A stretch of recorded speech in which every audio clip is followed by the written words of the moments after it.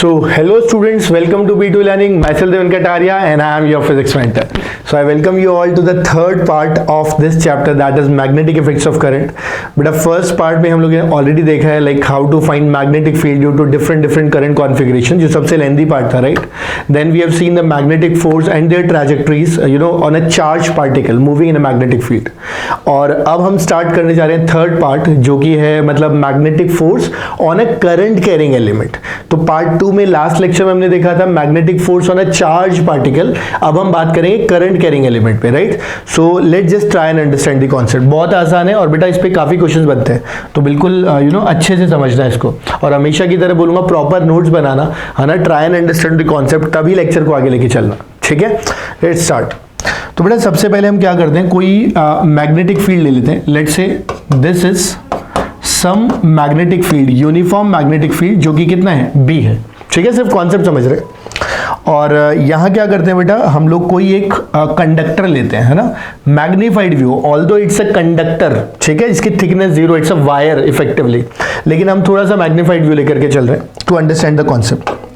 और जहाँ तक करंट की बात है बेटा, करंट का डायरेक्शन भी डिफाइन कर लेते हैं कि भाई करंट कुछ ऐसे जा रहा होगा.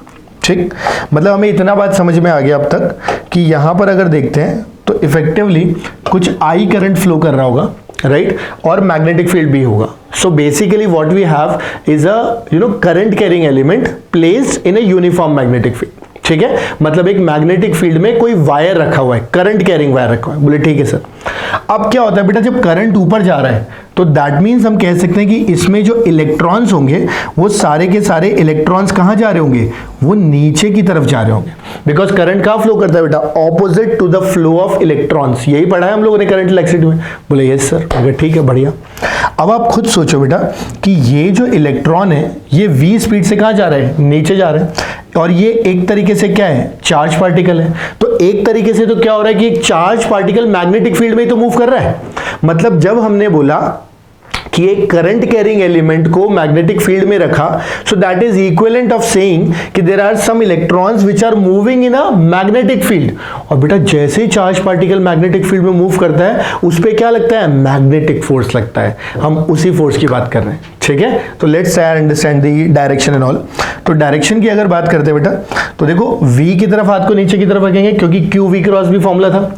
V की तरफ रखा, फिंगर्स को कहाँ कर्ल करेंगे, B की तरफ कर्ल करेंगे.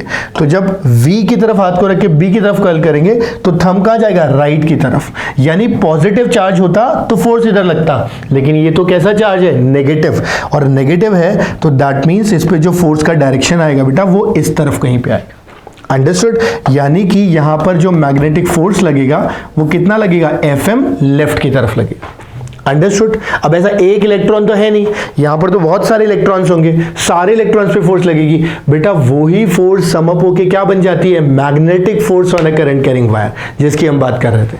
अंडरस्टूड. तो ये पिछले पार्ट से कुछ नया नहीं है. मतलब ये एक चार्ज के ऊपर जो फोर्स लगती है वही चीज है, बट बहुत सारे चार्जेस पे लग रही है, तो इफेक्टिवली कह देते हैं कि भाई वायर पे लग रही है, और इसको नया पार्ट की तरह ट्रीट कर लेते हैं. बोले ठीक है सर, इतनी बात समझ आ गई.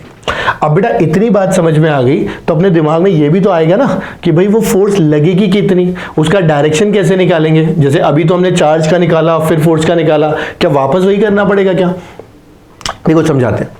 आप ऐसे समझो कि अगर सबसे पहले फोर्स की मैं बात कर लेता हूं, तो जो फोर्स है, मैं एक्सप्रेशन थोड़ा सा लाउड लिखता हूं उस पर, FM यानी मैग्नेटिक फोर्स जो निकल के आती है that will B I L cross B. ठीक है, ये है basic formula in the vector form, that is magnetic force will B I into L cross B. वहां पे I का मतलब क्या है बेटा, इस कंडक्टर का करंट.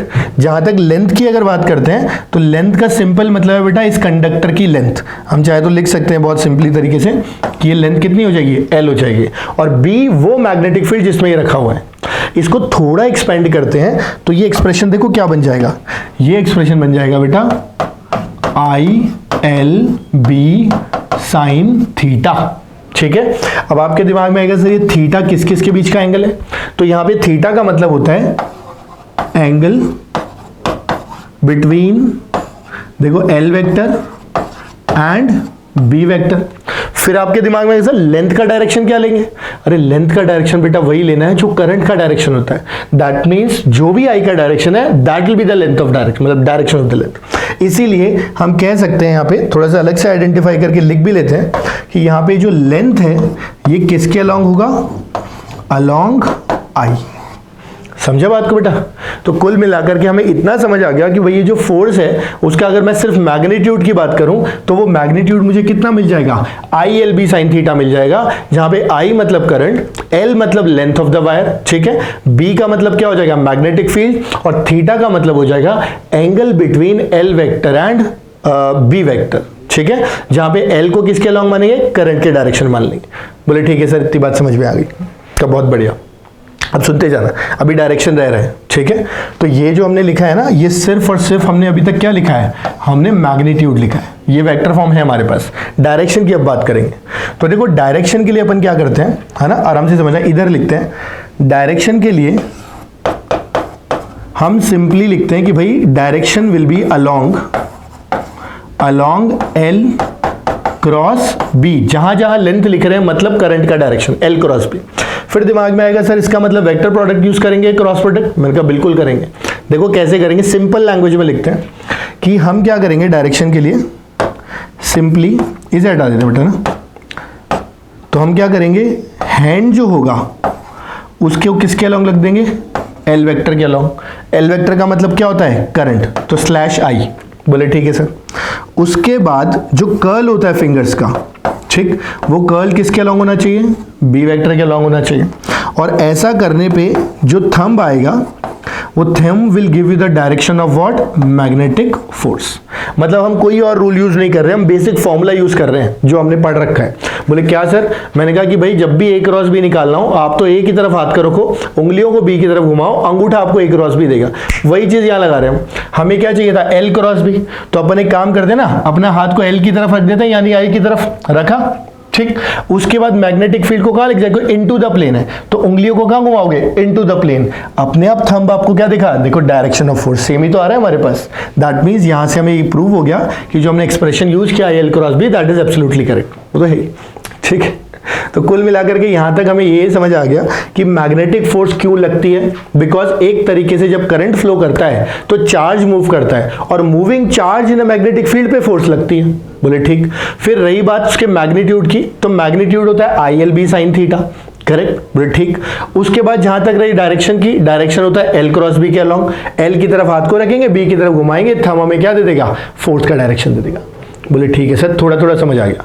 मैंने कहा देखो बेटा एक बार में थोड़ा ही समझ आएगा, अभी अपन इसके एग्जांपल्स लेंगे। तो जब एग्जांपल्स लेंगे आप थोड़ा सा स्ट्रगल करोगे, खुद से प्रैक्टिस करोगे, फिर सोल्यूशन देखोगे, तब जाके चीजें ग्रिप में आएंगी, ठीक है। तो परेशान नहीं होना है, आराम से समझो तुम, ठीक। तो इतनी इंफॉर्मेशन को एक बार एब्जॉर्ब कर लो, कहीं पे जॉट डाउन कर लो अपनी नोट्स कॉपी में, ठीक है। और मैं फिर इसके कुछ एग्जांपल्स के साथ आगे बढ़ूंगा, कुछ कुछ पॉइंट्स है उसको देखेंगे, ठीक है। तब फिर आगे थोड़ा सा और ज्यादा क्लैरिटी बनेगी हमारी, राइट।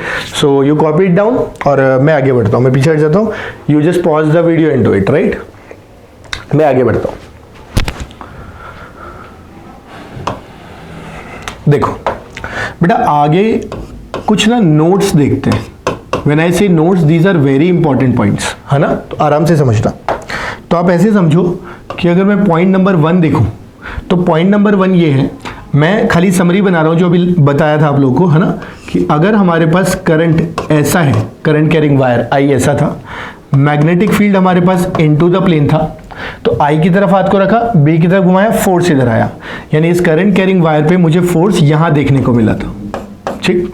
तो यहां से देखो मुझे क्या समझ में आया, यहां से मुझे ये समझ में आया कि जो करंट है, जो फोर्स है और जो मैग्नेटिक फील्ड है, ये तीनों क्या है? म्यूचुअली परपेंडिकुलर है।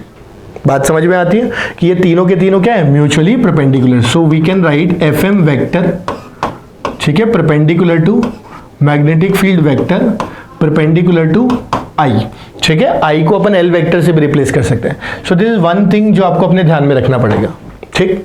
दूसरी चीज, ये जो डायरेक्शन बोला था, इसके कुछ पॉइंट्स लेते हैं, एग्जांपल्स लेते हैं, ठीक है।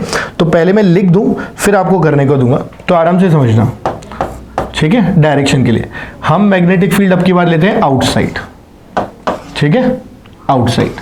तो ये हमारे पास कुछ आउटसाइड मैग्नेटिक फील्ड है जिसे हम कितना लिख देते हैं? बी। और अब इसमें कुछ कंडक्टर्स बना देते हैं। तो तो जो कंडक्टर्स है हमारे पास, लेट से एक कंडक्टर ऐसा है, एक कंडक्टर ऐसा है, एक कंडक्टर ऐसा है, ठीक है, और लेना है बस मेरे हिसाब से 3 सफिशिएंट है, ठीक है। इनमें डायरेक्शन ऑफ करंट और बता देता हूँ। डायरेक्शन ऑफ करंट, इस पे आई करंट ऐसा है, इस पे बेटा आई करंट कुछ ऐसा है, और इस पे अगर बात करेंगे तो आई करंट ऐसा है, ठीक है। तो मैंने क्या किया है, सिंपली एक मैग्नेटिक फील्ड बनाया है और 3 अलग अलग वायर्स बना दिए और तीनों में करंट का डायरेक्शन बता दिया। अब आप आराम से समय लेकर के एक बार वीडियो पॉज कर करके, ठीक है, पहले मेरी पूरी बात सुन लेना फिर उसके बाद, और इन तीनों में ना डायरेक्शन ऑफ फोर्स निकालो। उससे क्या है, थोड़ा सा प्रैक्टिस में आ जाएगा। एक बार क्लियर हो गया तो फिर आगे जो एग्जांपल्स लेंगे ना वो बहुत स्मूथली निकलेंगे, ठीक है। So you take your time, practise it out. मैं कंटिन्यू करूंगा सोल्यूशन के साथ, आप पॉज करके एक बार इसको सॉल्व जरूर करना बेटा ना, तभी आगे बढ़ना, ठीक है। मैं आगे बढ़ता हूं। तो जहां तक मेरी बात है, इसको कैसे सॉल्व करेंगे, देखो यहां पे देखते हैं। सबसे पहले हमें एक ही बात पता है, हाथ को रखना है करंट के डायरेक्शन में, उंगलियों को घुमाना है बी के डायरेक्शन में। अगर हाथ को ऐसे रखा तो बेटा उंगली ऐसे तो घूम ही नहीं पाएंगे, तो प्रैक्टिकली पॉसिबल नहीं है, नॉट पॉसिबल। तो आप ऐसे रखो, ठीक है। अब देखो करंट की तरफ हाथ को रखा, उंगलियों को कहां घुमाया, बाहर की तरफ, क्योंकि डॉट मतलब क्या होता है, आउटवर्ड। तो करंट की तरफ हाथ को रखा, बाहर उंगलियों घुमाया, तो थंब कहां जाएगा, इस तरफ। यानी यहां पर जो मैग्नेटिक फोर्स निकल के आएगी बेटा, वो मैग्नेटिक फोर्स अपने पास कितनी आ जाएगी, इस डायरेक्शन में। समझ में आई बात? एक बार फिर बता रहा हूं, करंट के डायरेक्शन में हाथ को रखा, उंगलियों को बाहर घुमाया, तो थंब जो देगा वो डायरेक्शन ऑफ फोर्स देगा। बोले ठीक है सर, ये बात समझ में आई। मैंने कहा इसको देखो, यहां पर भी ऐसे रखेंगे तो ये नहीं घूम पाएगा, मतलब ऐसे रखना पड़ेगा।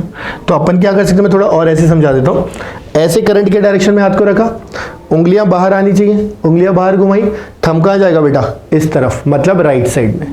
अंडरस्टूड? यानी यहां पर अगर देखेंगे तो मैग्नेटिक फोर्स का डायरेक्शन कुछ ऐसा आएगा। क्लियर? इसकी बात करें, यहां पर भी अगर देखते हैं तो करंट के डायरेक्शन में हाथ को रखा, करंट ऐसे जा रहे हैं, करंट की तरफ रखा, मैग्नेटिक फील्ड बाहर है, उंगलियां घुमाई, थंब ऑटोमेटिकली कहां लगेगा, ऊपर की तरफ। दैट मींस मैग्नेटिक फोर्स का direction will be in upward direction. So beta, this is how you'll have to find the direction of force. I think बेटा आप क्लियर हो गया होगा, and if it is perfectly clear तो फिर हम आगे बढ़ सकते हैं, ठीक है। तो एक बार देख लो, समझ लो, और एक बार गो थ्रू कर लो इस पार्ट को, क्योंकि ये जानना जरूरी है कि when we write magnetic force ILB sin theta और ILB, राइट, तो उसका डायरेक्शन कैसे निकालते हैं, तभी हम आगे एग्जाम्पल्स करेंगे, जैसा कि मैंने कहा, ठीक है। तो एक बार आप इसको देख लो एक बार और मैं आगे बढ़ता हूँ with the next point, right.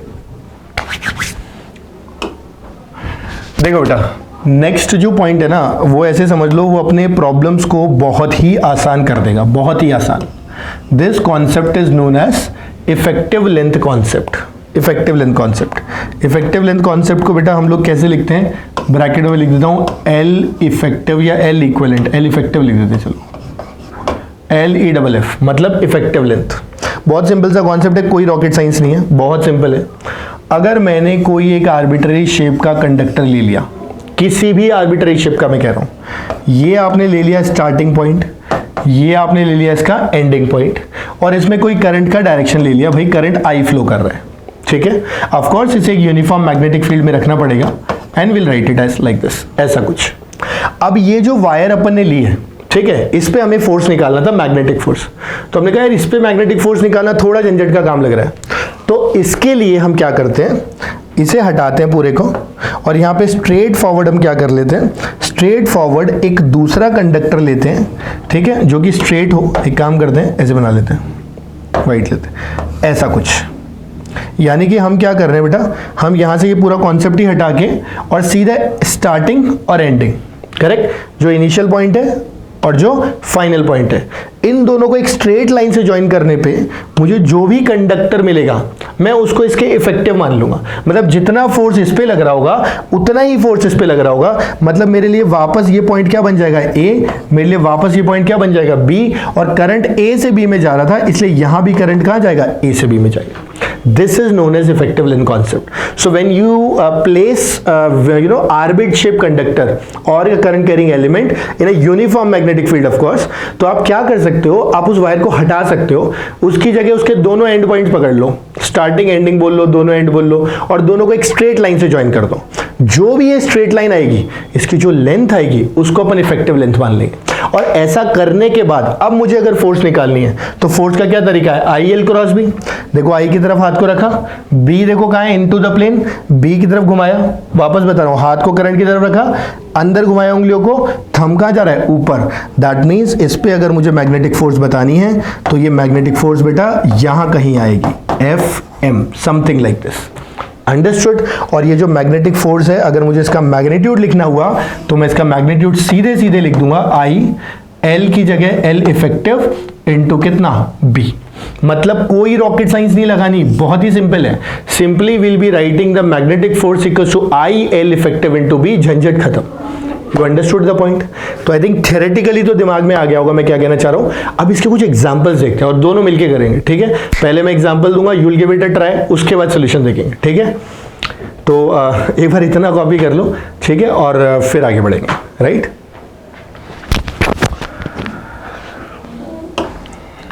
Alright, सो पहले एग्जांपल उठाते हैं, ठीक है।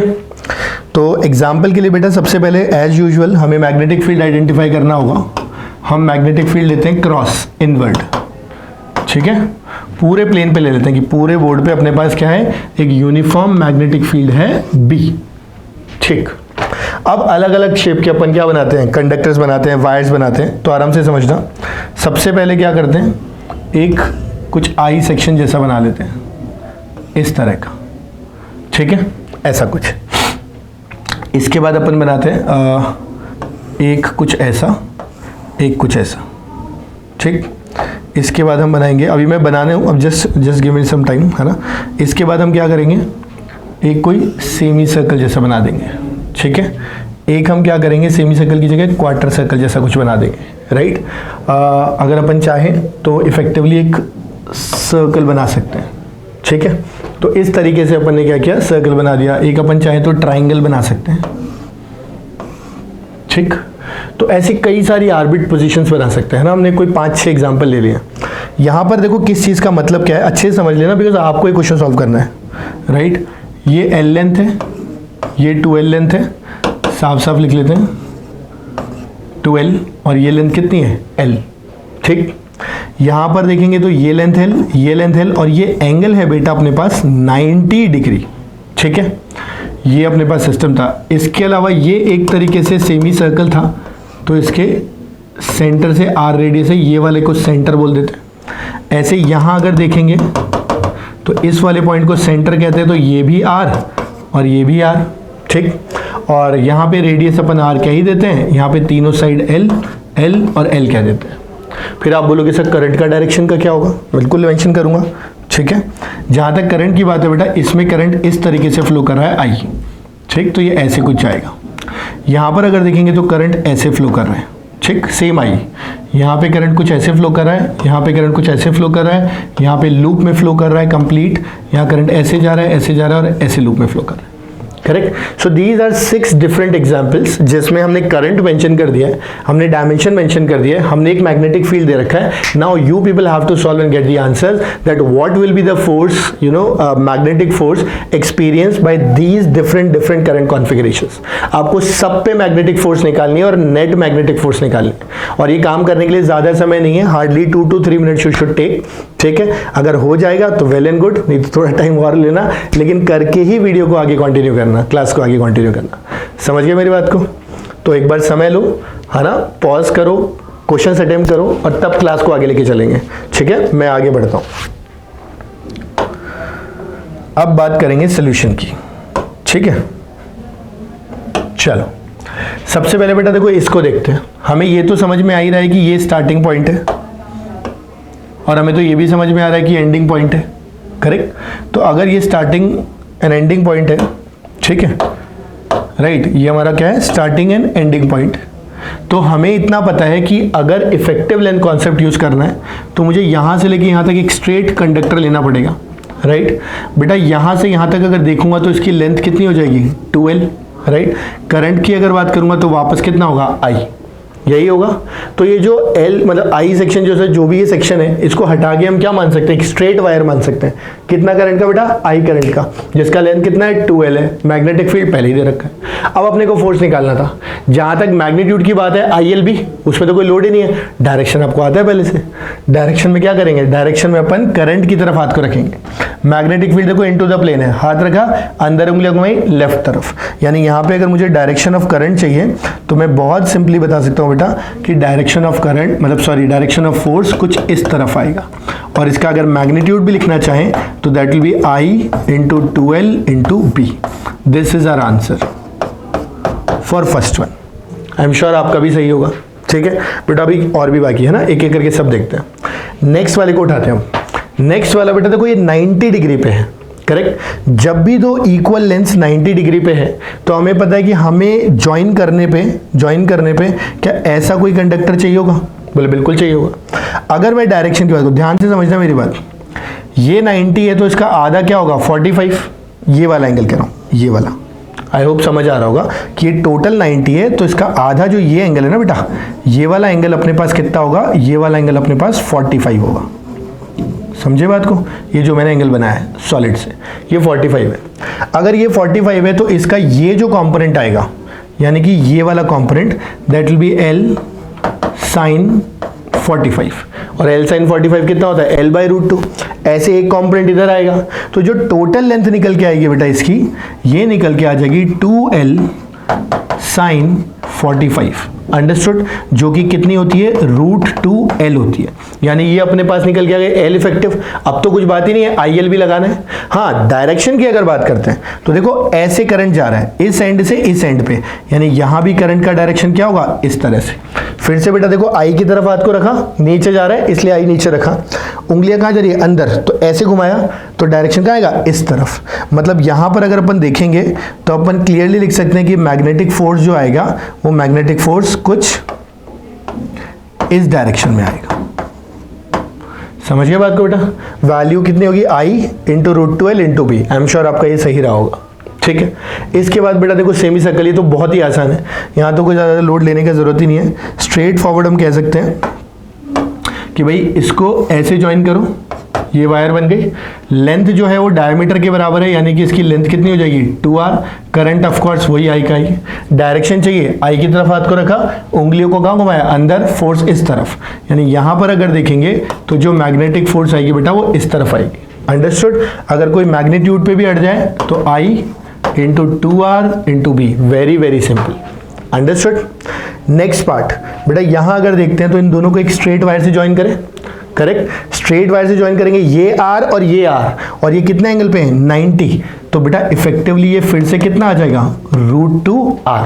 अंडरस्टूड? वो देखो हमने यहां भी देखा L और L था तो ये कितना आया था? √2L। ऑफ कोर्स आना ही था, डायरेक्टली पाइथागोरस भी यूज कर सकते हो, राइट। तो ये √2R आ गया। डायरेक्शन करंट का कहां है? इस तरफ, right, from this to this end. Direction के लिए I की तरफ हाथ कर रखा, B की तरफ घुमाया, थंब इस तरफ। यानी यहां मैग्नेटिक फोर्स जो बननी चाहिए बेटा, वो मैग्नेटिक फोर्स का डायरेक्शन कुछ इस तरफ आना चाहिए। अंडरस्टूड? और magnitude again I √2R into कितना? B। बोले ठीक है सर। इसके बाद इसको और इसको देखो, इसके और इसके में आपके दिमाग में चल रहा होगा कि सर ये स्टार्टिंग और एंडिंग पॉइंट क्या ले? ये तो पूरा ही क्लोज लूप है। बेटा जब क्लोज लूप ही है तो देयर इज नो स्टार्टिंग और there is no ending point. Understood? तो अगर स्टार्टिंग एंडिंग पॉइंट है ही नहीं, या फिर ये बोलो कि स्टार्टिंग और एंडिंग पॉइंट ही क्या है? सेम। जहां से शुरू किया वापस वहीं पे आ गया, बिकॉज लूप क्लोज है ना बेटा। और अगर मान लो स्टार्टिंग एंडिंग पॉइंट सेम हो गया तो L इफेक्टिव क्या हो गया? 0। L इफेक्टिव 0 हो गया तो नेट फोर्स क्या हो गया? 0। सो यहां से अगर देखेंगे तो बेटा इस पे और इस पे, इन दोनों पे ही मैग्नेटिक फोर्स क्या लगेगा? 0 लगेगा। अंडरस्टूड? यानी कि यहां से अपने को एक इंपॉर्टेंट पॉइंट निकल के आता है कि if there is a closed current carrying loop placed in a uniform magnetic field. देखो अगर स्टेटमेंट बेस्ड क्वेश्चन आता है ना, तो आप अपने दिमाग में इतनी बात फिट कर लो कि वहां पे ना वो छोटे छोटे कीवर्ड्स होते हैं जहां पे आपको फंसाया जाएगा। आपको बोल देगा कि चूज द करेक्ट स्टेटमेंट, और उसमें से एक दे देगा कि करंट कैरिंग लूप को मैग्नेटिक फील्ड में रख दिया है तो उस पे ऊपर फोर्स 0 होगी ऑलवेज। तो ये इनकरेक्ट स्टेटमेंट है, क्योंकि मैग्नेटिक फील्ड बोला है, यूनिफॉर्म मैग्नेटिक फील्ड नहीं बोला है। यूनिफॉर्म मैग्नेटिक फील्ड में जब रखते हो तब जाकर के 0 होता है, and this is the catch. You understood my point? तो आपको उस कैच में फंसना नहीं है, ठीक है। और देखो वैसे तो फंस जाते हैं कितना ही कोशिश कर लें, but you try your best आना कि ना फंसो, ठीक है। तो हमने डिस्कस तो कर ही लिया इस पॉइंट को, और इसको ना हम लोग लैंग्वेज में भी लिख देते हैं, ठीक है। तो मैं लैंग्वेज में लिखूं उससे पहले क्या करो, आप इसके सॉल्यूशंस कॉपी कर लो, ठीक है, सही है तो नो नीड, और अगर थोड़ा भी ऊपर नीचे है तो अच्छे से देख लो कि गलती कहाँ हुई है, ताकि आगे एग्जाम में ये ना हो। ठीक है, उसके बाद फिर अपन कुछ और अच्छे एग्जाम्पल्स उठाएंगे, उसको भी आप ट्राई करना अभी की तरह, एंड आई एम श्योर कि धीरे धीरे कॉन्सेप्ट बुक का अच्छा बिल्डअप हो जाएगा। ठीक है, तो you pause the video, copy down all the solutions, और मैं उस नोट पे जा रहा हूँ आगे, राइट।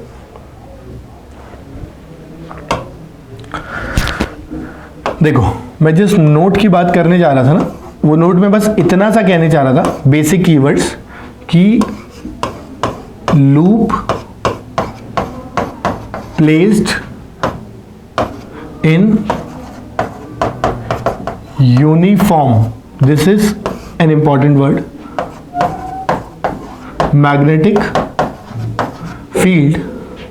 ठीक है, ये हो गया अपना मेन पार्ट कि कोई एक तो क्या क्या होना चाहिए हमारे पास, एक तो लूप होना चाहिए और एक यूनिफॉर्म क्या होना चाहिए, मैग्नेटिक फील्ड। अगर ऐसा है तो इस पे जो मैग्नेटिक फोर्स लगेगी, that net magnetic force will be equal to 0।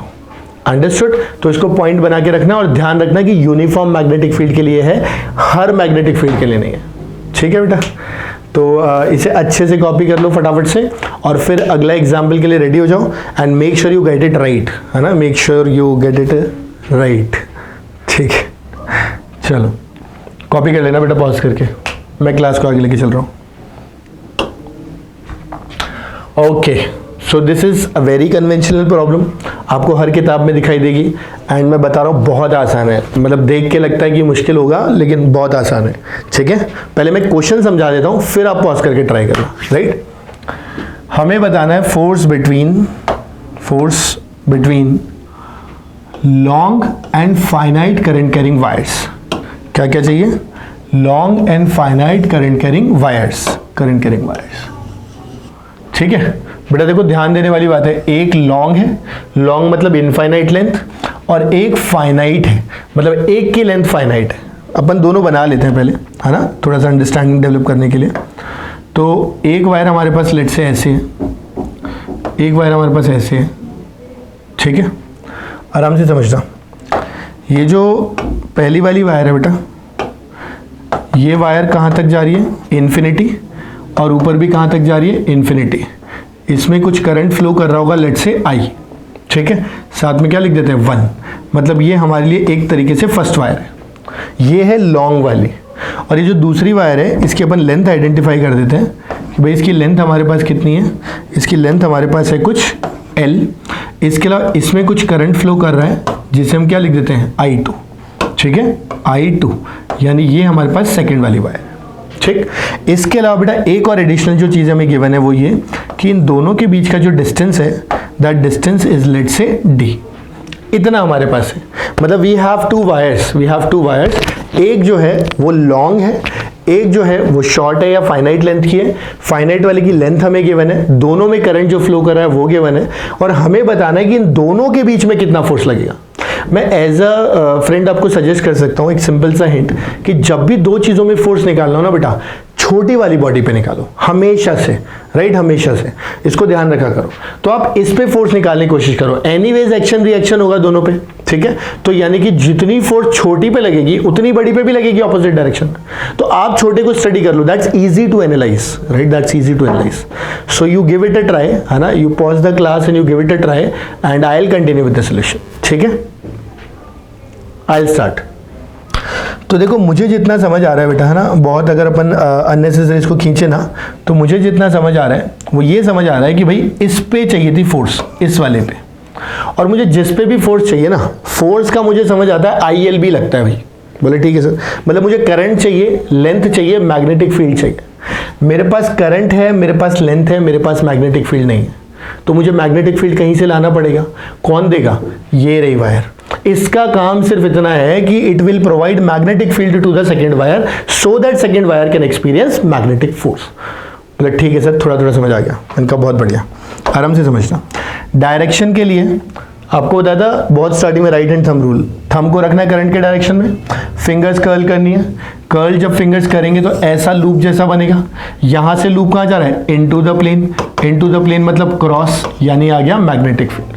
और ये किसकी वजह से आया बेटा, 1 की वजह से आया। कोई बोले सर कितना आया है, बहुत ही सिंपल है, म्यू नॉट I1, क्यों? 1 की वजह से, डिवाइडेड बाय 4 भी क्यों? इनफाइनाइटली लॉन्ग है ना, 2 pi D. So this is the expression for the magnetic field. मतलब अपने पास मैग्नेटिक फील्ड भी आ गया, अब इसका कोई भी काम नहीं है. Now it's gone case. Understood? तो बेटा जब भी कोई बड़ी वायर होती है, बड़ी बॉडी होती है, छोटी पे फोर्स निकालना होता है, तो बड़ी वाली बॉडी का काम होता है मैग्नेटिक फील्ड प्रोवाइड करना. This is what it has done so far.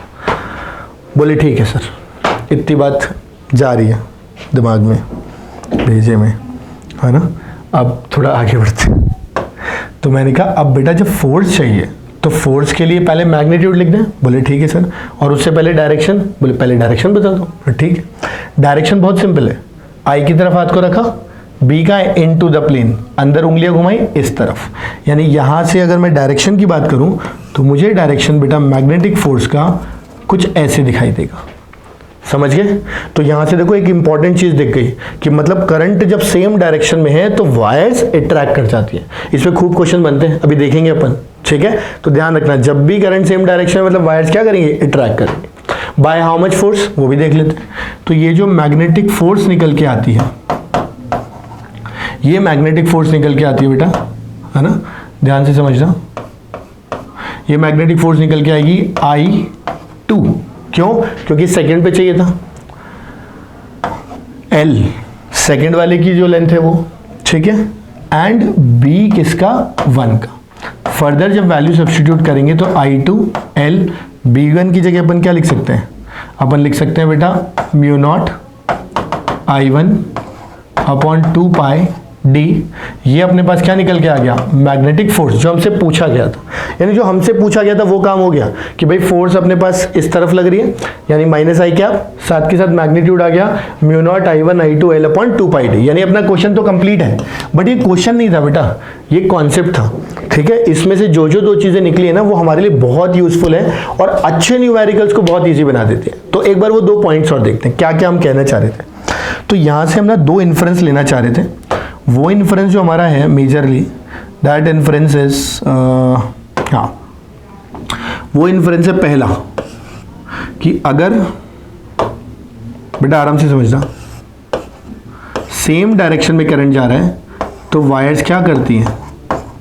Attract करती हैं. अगर इसी की जगह करंट ऑपोजिट में जाता तो ये क्या करती? रिपेल करती. बात समझ आ गई? मतलब कभी भी 2 करंट कैरिंग पैरेलल वायर्स हैं, चाहे फाइनाइट इनफाइनाइट हो, इनफाइनाइट इनफाइनाइट हो, जो भी हो, करंट कैरिंग पैरेलल वायर्स हैं, तो सेम डायरेक्शन में करंट अट्रैक्ट, ऑपोजिट डायरेक्शन में करंट रिपेल. अंडरस्टूड? बोले ठीक है सर. दूसरा पॉइंट देखो.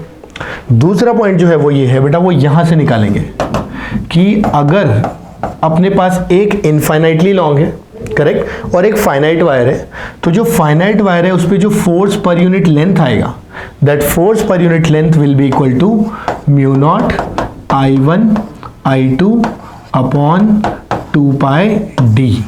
बेटा ये काफी यूजफुल है. आप सोचो ना, अगर आपको ये पता है कि पर यूनिट लेंथ इतनी फोर्स लगती है और कोई पूछता है कि भाई मेरे पास तो 10 मीटर की वायर है, उस पर बताओ जरा कितना है, तो मैं क्या करूंगा? पर यूनिट लेंथ निकालूंगा और उसको मल्टीप्लाई कर दूंगा. समझे बात को? तो this is how it can be use. इसी से बेटा अपन 1 एम्पियर की डेफिनेशन भी बताते हैं. अगर आपने एनसीईआरटी का भी ध्यान दी हो, मतलब दी होगी ऑफ कोर्स, तो जब एनसीईआरटी में पढ़ते हैं तो 1 एम्पियर की डेफिनेशन कहता है कि भाई जब ये मैग्नेटिक फोर्स है ना, ये जो मैग्नेटिक फोर्स है ये बन जाए 2 × 10⁻⁷, ये बन जाए 1 मीटर, ये बन जाए 1 मीटर, ये I1 I2 जो है वो बन जाए 1 एम्पियर. करेक्ट. तो वो जो 1 एम्पियर या जो करंट है, सेम करंट, उसी को 1 एम्पियर कह देते हैं. मतलब इन दोनों में फ्लो होने वाला कुछ करंट I, दोनों को I ही रख देना और फोर्स लिख देना 2 × 10⁻⁷ और बाकी सब 1 1 डाल देना. तो जो भी तुम्हारे पास I आएगा उसको 1 एम्पियर बोलेंगे. अंडरस्टूड? ऑल्दो कॉम्पिटिटिव लेवल पे हमारे किसी ज्यादा काम का है नहीं. हमें बस इतना समझना है कि whenever you have you know finite wire and an infinite wire, तो इन दोनों के बीच में फोर्स पर यूनिट लेंथ जो आएगा that will mu naught I1 I2 upon 2 pi D. ये बाय हार्ट होना चाहिए एकदम. प्लस सेम डायरेक्शन मतलब अट्रैक्ट, ऑपोजिट मतलब रिपेल. देखो बेटा इंपॉर्टेंट है ना, इसीलिए तो इतनी एनर्जी इन्वेस्ट कर रहे हैं, इसीलिए बार बार रिकरिंग तरीके से बार बार रिकॉल करा रहा हूं आपको. तो ध्यान रखना है, this part is actually important. Understood? तो एक बार अब इसको समय लेके आराम से जॉट डाउन कर लो, एब्जॉर्ब कर लो पूरी इंफॉर्मेशन को, एकदम क्रिस्टल क्लियर हो जाए तो फिर बेटा क्लास को आगे लेके चलना. ठीक है? तभी आगे चलेंगे. राइट। मैं आगे बढ़ रहा हूं, आप एक बार आराम से अच्छे से कॉपी करके समझ लो, ठीक है बेटा। ऑल राइट बेटा, देखो जहां तक नोट की बात करते हैं, है ना, देयर आर सर्टेन पॉइंट जो हमें पता होने चाहिए, इंपॉर्टेंट है। उसमें से एक पार्ट ऑलरेडी हम देख चुके हैं, ठीक है। एक पार्ट ये देख चुके हैं कि जब सेम डायरेक्शन में करंट होता है तो वायर से ट्रैक करती है, ऑपोजिट में क्या करती है, रिपेल करती है। देखो इसकी एक कितनी बेसिक एप्लीकेशन है। हमें बोलेगा कि एक सोलेनॉइड है और इस सोलेनॉइड के अंदर हमने क्या किया बेटा, आई करंट फ्लो करा दिया, ठीक है। अब आई जब करंट फ्लो कराया तो बेटा ये जितनी भी वायर्स होंगी ये सब एक तरीके से तो पैरेलल ही है, हर एलिमेंट एक दूसरे के पैरेलल है, और सबका डायरेक्शन ऑफ करंट देखो बेटा क्या है, सेम। ऐसे घूम के इनसाइड, फिर घूम के इनसाइड, फिर घूम के इनसाइड। तो ऊपर हर वायर में करंट कहाँ जा रहा है, अंदर, और नीचे बेटा हर वायर में करंट कहाँ आ रहा है, बाहर। तो आप सोचो ना, सेम डायरेक्शन में करंट नीचे, सेम डायरेक्शन ऊपर है, तो ये वायर्स एक दूसरे को क्या करती है, अट्रैक्ट कर लेती है। जैसे ही वायर बेटा अट्रैक्ट करती है, इसका मतलब हम ऐसा कह सकते हैं कि ये कुछ ऐसा बन जाता है। आप खुद सोचो ना, एक स्प्रिंग है, उसको दबा दिया तो ये लेंथ क्या हो जाएगी, कम। और साथ ही साथ ये भी देखो कि यहां से करंट कहां आ रहा है, बाहर, ऊपर से कहां जा रहा है, अंदर, ऑपोजिट है, ये रिपेल करती है। तो इस वजह से जो रेडियस होता है, वो रेडियस कह लो, एरिया ऑफ क्रॉस सेक्शन कह लो, ये दोनों ही चीजें क्या होती है बेटा, बढ़ जाती है। जबकि हम जब लेंथ की बात करते हैं तो ये जो लेंथ है, ये लेंथ क्या होती है, डिक्रीज कर जाती है। Understood the point. तो ये हमें बहुत अच्छे से ध्यान रखना है, ठीक है। It is just one of the application, इसलिए एज ए नोट में बता रहा था। क्वेश्चन आता है कि एक इंडक्टर है या एक सोलेनॉइड है, करंट फ्लो कराया, तो फ्लो कराते ही बताओ कि लेंथ पे क्या इंपैक्ट आएगा, एरिया पे क्या इंपैक्ट आएगा। So accordingly we can answer. और ऐसे बहुत सारे हो सकते हैं, है ना, बहुत सारे। इनफैक्ट अगर आपको थोड़ा बहुत ध्यान हो, 9th 10th वगैरह में ना ऐसे वो कराते हैं, खेल में नहीं बताते, क्या बोलते हैं उसको, एक्सपेरिमेंटल स्टडीज़ होती हैं, प्रोजेक्ट्स, साइंस प्रोजेक्ट्स। तो उसमें इस तरह के आते हैं, जैसे यहाँ पे एक बल्ब लगा दिया, फिर बल्ब लगा के यहाँ पे एक सोलेनॉइड लगा दी, इसको एक बीकर में रख दिया, बीकर पे क्या कर दिया, इलेक्ट्रोलाइट फिल कर दिया, फिर यहाँ से एक सेल लगा दिया और इसको लाके यहाँ पे कनेक्ट कर दिया, ऐसे। फिर क्या होता है, इसके अंदर ऐसे मैजिक दिखाते हैं कि भाई ये बल्ब अपने आप से चालू बंद जैसा कुछ हो रहा है, ठीक है। तो ये कैसे होता है भाई, यहाँ से करंट गया, जैसे ही करंट गया, करंट जाते ही सोलेनॉइड अभी जस्ट टच हो रही थी इलेक्ट्रोलाइट पे, बिल्कुल टच हो रही थी। टच होने की वजह से क्या था, सर्किट कंप्लीट हो रहा था। अब जैसे ही करंट गया, करंट जाते ही ये स्प्रिंग कंप्रेस हो गई, कंप्रेस होते ही ये जैसे ही ऊपर उठा, सर्किट ब्रोकन, करंट जीरो होते ही ये वापस अपनी नेचुरल लेंथ में, जैसे ही नेचुरल में फिर इलेक्ट्रोलाइट को टच करेगी, फिर सर्किट क्लोज।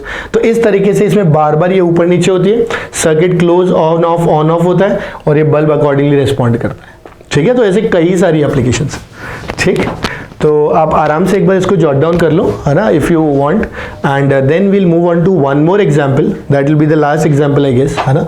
और अच्छा है तो तुम आराम से समझ के ट्राई करना, ठीक है। हर किताब में मिलता है लगभग, तो आप कॉपी कर सकते हो। मैं आगे बढ़ रहा हूँ। All right, so this was the example I was talking about. Find force and torque experienced by a current carrying square loop placed near a long current carrying wire as shown. मैं बताता हूँ कैसे रखी है। अपने पास एक तो बहुत इनफाइनाइटली लार्ज वायर है, मतलब अगेन एज आई सेड, है ना, लॉन्ग वर्ड का मतलब होता है इन्फिनिटी तक लेंथ है, बोले ठीक है। और एक है अपने पास स्क्वायर, ठीक है, स्क्वायर शिप वायर, ऐसा कुछ मान लेते हैं, ठीक है। आराम से समझना। जहां तक डिस्टेंसेस की बात करते हैं, ये डिस्टेंस और ये डिस्टेंस और ये डिस्टेंस, तीनों को अपन मान लेते हैं सेम। भाई हमारे पास कितना हो रहा होगा, ये हमारे पास ये भी ए होगा, ये भी ए होगा, ये भी ए होगा, ऐसा है। जहां तक करंट की बात करते हैं, करंट इस वाली वायर के अंदर कुछ I1 और इस वाली वायर में कुछ I2, इस तरीके से। अब अपने को बताना है स्क्वायर लूप में इसकी वजह से नेट फोर्स कितना है और नेट टॉर्क कितना है, ठीक है। अगर आप चाहो तो you can just pause the video and you can just give it a try. एक बार ट्राई तो करो, मेरे हिसाब से होना नहीं होना वो तो बात की बात है, ट्राई कर लो, हो सकता है आपको क्लियर हो जाए, हो सकता है नहीं होगा तो ठीक है, थोड़ा आइडिया लग जाएगा क्वेश्चन का, तो थोड़ा स्ट्रगल तो बनता है, ठीक है। तो आप एक बार इसको ट्राई कर लो पॉज करके, और मैं आगे बढ़ूंगा सोल्यूशन के साथ, ठीक है। तो तभी आप ऑन करना, रिज्यूम करना क्लास को। ऑल राइट, स्टार्ट करता हूँ, ठीक है। तो मैंने कहा कि सबसे पहले मुझे इस स्क्वायर फ्रेम पे चाहिए था, तो मैंने कहा यार ये स्क्वायर फ्रेम में ना 4 साइड से मैं चारों को अलग अलग हैंडल करूंगा, दैट इज ईजियर, हमेशा पार्ट्स में तोड़ के करना चाहिए चीज़ों को। बोले ठीक। तो मैंने कहा ये वाली वायर और ये वाली वायर देखता हूँ, डायरेक्शन देखना, डायरेक्शन के लिए मैग्नेटिक फील्ड चाहिए होगा, मैग्नेटिक फील्ड कौन देगी, लॉन्ग वायर। तो देखो I1 की तरफ आएंगे क्रॉस इनटू द प्लेन, मुझे लग रहा है अब तो इस चीज़ में एक्सपर्ट हो गए होंगे, तो मैग्नेटिक फील्ड कहाँ है, इनटू द प्लेन है, ठीक है। थंब को करंट के डायरेक्शन है, फिंगर्स कहाँ पे, इनटू द प्लेन। अब बेटा देखो ऐसे समझना, ये जो मैग्नेटिक फील्ड है 1 है ऑफ कोर्स, है ना, इसकी वजह से, तो अगर इस वाली वायर की वजह से देखें, है ना, ये वाली वायर, तो इस वाली वायर के साथ आई की तरफ रखा, बी की तरफ कल किया, थंब कहाँ गया, ऊपर, मतलब इस पे मैग्नेटिक फोर्स हमें कितना दिखाई दिया, ऊपर की तरफ दिखाई दिया FM। बोले ठीक है सर। इस वाली वायर की वजह से देखो, इस वाली वायर की वजह से अगर देखना है, अगेन ये रहा करंट का डायरेक्शन, मैग्नेटिक फील्ड का है इनटू द प्लेन, आई की तरफ रखा, बी की तरफ घुमाया, थंब कहाँ पे, नीचे, मतलब इस वाली वायर पे मैग्नेटिक फोर्स नीचे। आई एम श्योर इतना आप ऑलरेडी देख चुके होंगे मेरे हिसाब से, ठीक है। अब आप खुद सोचो बेटा, ये फोर्स और ये फोर्सेस जो है भाई, इस पूरी वायर का हर एलिमेंट पे ऊपर और इस ऑपोजिट एलिमेंट पे नीचे, ये एक दूसरे को कैंसिल करते जाएंगे करते जाएंगे करते जाएंगे, यानी इफेक्टिवली ये एक दूसरे को कैंसिल कर देंगे, यानी इन दोनों पे कोई फोर्स नहीं लगेगी। बोले ठीक है सर। इन दोनों की बात करते हैं, इन दोनों की। इस वाली वायर पे डायरेक्शन आई की तरफ रखा, बी की तरफ घुमाया, इस पे डायरेक्शन इधर आएगा, फोर्स में लिख रहा हूं F1। इस पे देखो करंट नीचे, फील्ड अंदर, इस तरफ फोर्स, यानी कि इस पे फोर्स इस तरफ। कोई कहता है सर हमें तो और इजी मेथड बताओ आप। मैंने कहा same direction current attract, opposite direction current repel, इससे इजी तो नहीं हो सकता भैया। सेम डायरेक्शन में करंट है तो क्या होगा, अट्रैक्ट होगा बेटा, और ऑपोजिट में है तो इसलिए क्या होगा, रिपेल होगा। बोले हाँ सर अब सही लग रहा है, ठीक। तो ये F1 F2 वाली कहानी हो गई। अब आप बोलोगे सर F1 F2 क्यों लिख दिया, यहाँ तो आपने FF लिखा था। बेटा ऐसे समझो, इस पॉइंट पे मैग्नेटिक फील्ड जब लिखेंगे तो ये पास में है, ये एलिमेंट पास में है, तो इस पे फोर्स क्या लगेगी, ज्यादा, फील्ड क्या होगा, ज्यादा। फील्ड होता है ना μ0I/2πx, ठीक है, और वहां पे x डिस्टेंस होता है, तो यहाँ डिस्टेंस कम है, a ही है। इस वाली वायर का डिस्टेंस कितना है, 2a है, तो यहाँ फील्ड अलग, यहाँ फील्ड अलग, इसलिए यहाँ फोर्स अलग, यहाँ फोर्स अलग। इनफैक्ट यहाँ फोर्स ज्यादा, क्योंकि ये ज्यादा पास में, जितना पास होगा फोर्स उतना ज्यादा लगेगा। बोले हाँ सर ये बात समझ आ रही है। मैंने कहा ठीक है। तो एक बात तो 100% श्योर हो गई होगी कि ये ओवरऑल जो लूप है ये इस तरफ जाएगा, ओवरऑल, यानी ओवरऑल जो लूप है वो अट्रैक्ट होगा, अट्रैक्टेड बाय दिस वायर। तो जब भी ये चेक करना हो कि लूप पास आएगा या दूर जाएगा, बेटा इतने क्वेश्चंस होते हैं जिसमें सिर्फ यही पूछ लेता है कि बताओ लूप अट्रैक्ट करेगा कि रिपेल करेगा, कुछ नहीं देखना है, पास वाली वायर को देख लो, ओवरऑल अट्रैक्ट, अट्रैक्ट, डन, आगे कुछ करना ही नहीं, इतना एनालिसिस। ये तो तब करना है जब हम मैथमेटिकल एक्सप्लेनेशन चाहते हैं हर एक चीज की, ठीक है, राइट। तो ऐसे समझ लो बस, ठीक है। तो यहाँ पे दोनों में सेम डायरेक्शन है, इसलिए ये क्या हो जाएगा, अट्रैक्ट हो जाएगा, ठीक है। और ये डोमिनेटिंग, बोले हाँ सर डोमिनेटिंग तो है, ठीक। अब देखो आगे बढ़ते हैं। अब इसके बाद बात करते हैं मैग्नीट्यूड की। मैंने कहा नेट मैग्नीट्यूड जो मेरे हिसाब से आना चाहिए, नेट फोर्स, वो आना चाहिए F1 माइनस F2, ठीक है। F1 का वैल्यू आएगा बेटा μ0I1I2 अपॉन 2πa। बोले ये क्या लिख दिया आपने। मैंने कहा अभी पिछले क्लास मतलब स्लाइड में बताया था आपको कि फोर्स पर यूनिट लेंथ होता है μ0I1I2 अपॉन 2πd, वो लिखा है अभी। तो इनटू क्या करता हूँ, इसकी लेंथ कर देता हूँ। इसकी लेंथ कितनी थी, a थी, माइनस दूसरे वाले का μ0I1I2 अपॉन 2πa, और a नहीं बेटा, a नहीं, यहाँ पे कितना आएगा इनटू 2a, क्योंकि इसका डिस्टेंस कितना है 2a है, इनटू क्या कर देंगे a। बात समझ में आती है। यहां से हमें क्या निकल के आ जाएगा, नेट फोर्स, अंडरस्टूड, और ओवरऑल अट्रैक्ट। बोले ठीक है सर इतनी बात क्लियर हो गई। अब क्या करें, टॉर्क का क्या करेंगे। मैं कहा टॉर्क समझाता हूँ। तुम खुद सोचो ना बेटा, कितनी बेसिक चीज़ है। अगर एक स्क्वायर लूप होता और तुमने एक स्क्वायर लूप लिया और ऐसे खींचोगे तो रोटेट करेगा क्या, नहीं करेगा, तो खींचेगा ना खाली। अब अपनी किताब लो, फाड़ना नहीं है, आप किताब लो, उसको थोड़ा खींचने की कोशिश करो, वो रोटेट नहीं करेगा बेटा, ऐसे फोर्स लगाए। रोटेट करने के लिए ऐसे फोर्स लगाना पड़ेगा, यहाँ ऐसे फोर्स लग रही है तो टॉर्क लगेगा ही नहीं। यानी स्ट्रेट अवे हम बोल सकते हैं कि यहाँ पे भैया अगर आप हमसे टॉर्क पूछोगे तो हम आंसर देंगे कितना, 0। अंडरस्टूड द पॉइंट, ठीक है। तो टॉर्क यहाँ पे कितना देंगे, 0। क्लियर, बोले यस सर। तो कोई भी लूप रख दो आप, अगर वायर है ना तो रोटेट नहीं करेगा, उस पर टॉर्क हमेशा ही जीरो आता है। जहाँ तक फोर्स की बात है, आपको अट्रैक्शन रिपल्शन चेक करने के लिए पास वाली वायर को चेक कर लो, same direction current attract, opposite direction current repel. जहाँ तक मैग्नीट्यूड की बात है, ये हॉरिजॉन्टल लाइंस को दिखना ही नहीं है, अब तो वर्टिकल को देखो। वर्टिकल में पहले इस पे लिख दो, कैसे, force per unit length into इसकी लेंथ वायर की, ये वाली ए।